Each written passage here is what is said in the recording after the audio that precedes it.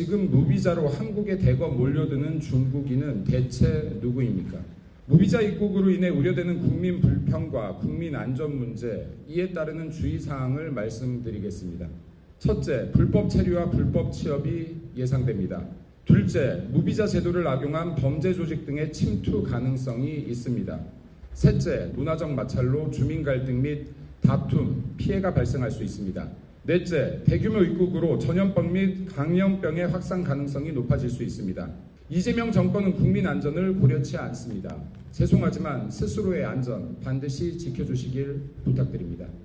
중국인 단체 관광객의 무비자 입국이 오늘부터 시작됐습니다. 코로나 이후 침체됐던 관광시장에 숨통이 트일 거란 기대가 큰 반면 부작용을 걱정하는 목소리도 나왔는데요. 대형 버스에서 중국인 관광객들이 줄지어 내립니다. 중국인 단체 관광객들이 서울 시내 면세점을 찾은 겁니다. 면세점 곳곳에는 중국어로 환영 플랜카드를 내걸었고 다양한 행사도 마련했습니다. 오늘부터 내년 6월 30일까지 3명 이상의 중국인 단체 관광객 무비자 입국이 허용됐습니다.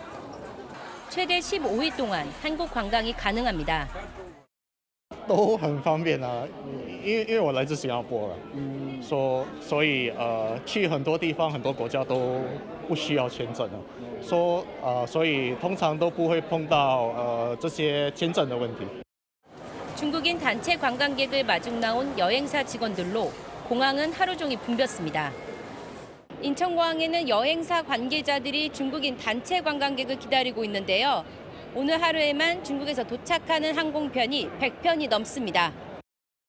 예, 많이 물어봐요. 요즘에 호텔 가격대가 어떻게 되냐고, 식당 좋은데 맛있는데 어디 있냐고 이런 문의 많이 와요. 올 7월까지 우리나라를 찾은 중국인 관광객 수는 60만 명이 조금 넘는데 정부는 이번 무비자 허용으로 100만 명이 더 올 것으로 내다보고 있습니다.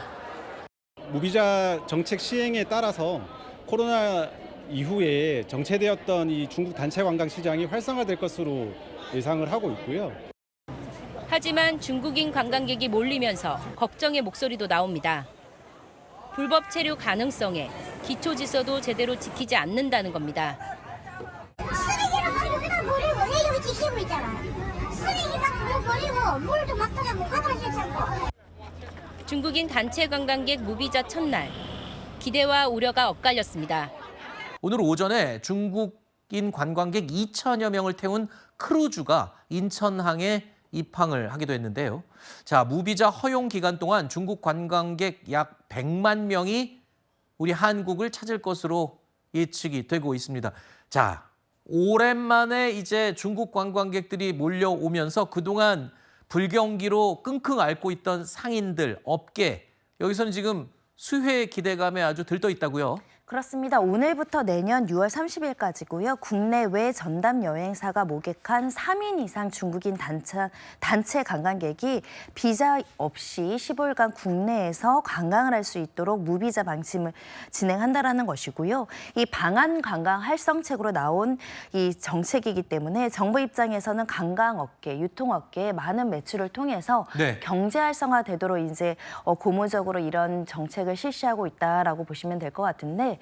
특히 이제 면세점마다 중국인들이 많이 사가는 화장품 같은 경우는 60% 할인을 해준다거나 외국인 구매 고객에게는 복글자 디자인의 어떤 이 포춘백을 증정하기로 하는 등 다양한 이벤트가 있는 만큼 관광 활성화에 여러 가지 정책이 실효적인 어떤 결과가 났기를 바라는 마음입니다. 아까 그 준다는 사은품은 내국인은 아니고 관광객들한테만 일단 주는 상품이라고요? 일단 외국인에게 전용으로 주는 건데 내국인이 외국인인 것처럼 하면 줄지 모르겠는데 어찌됐든 정책적인 목표야 만든 목적은 우리나라의 외국인들, 중국인들이 많이 와서 많은 관광객들의 어떤 선물도 사고 물건도 사고 관광지를 통해서 우리나라의 어떤 경제 활성화가 목적이니까 오시는 중국인 관광객들에게도 우리 국내 사람들이 좀 더 친절하게 그리고 이렇게 서비스를 해주는 것도 필요해 보입니다. 네. 아, 진짜 이번 기회에 또 그동안 불경기로 끙끙 앓던 상인들도 좀 웃었으면 좋겠습니다. 그런데 우리도 이 추석이 민족 최대 명절이라고 하는데 중국도 역시 10월이 굉장한 명절이라면서요. 우리나라뿐만 아니라 중국인들도 이동이 굉장히 많은 그 달입니다. 그러니까 이번 주 1일부터 중국 최대 명절이 시작이 되는데요. 네. 이 국경절 중추절입니다. 그러다 보니까 이 무이자 입국 정책과 맞물려서 중국 관광객이 대거 찾을 것으로 전망이 되고 있는 상황인데요. 실제로 2016년에는 800만 명이 넘는 중국인들이 방문한 것으로 알려지고 있는데 코로나19 이후에는 대폭 급감을 했습니다.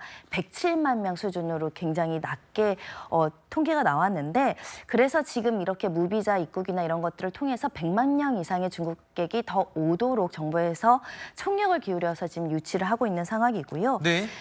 일단은 면세점 업계가 굉장히 어렵습니다. 그렇죠. 이 업계의 어려움도 지금 빨리 개선을 해야 될 것 같고요. 또 이 곳곳마다 우리나라에 이제 명소들이 많다 보니까 그 명소 근처에 자영업자들도 이번에 좀 호황을 누렸으면 좋겠습니다. 네. 얼마 전에 명동에 나갔더니 앞뒤 옆에서 다 중국어가 들리더라고요.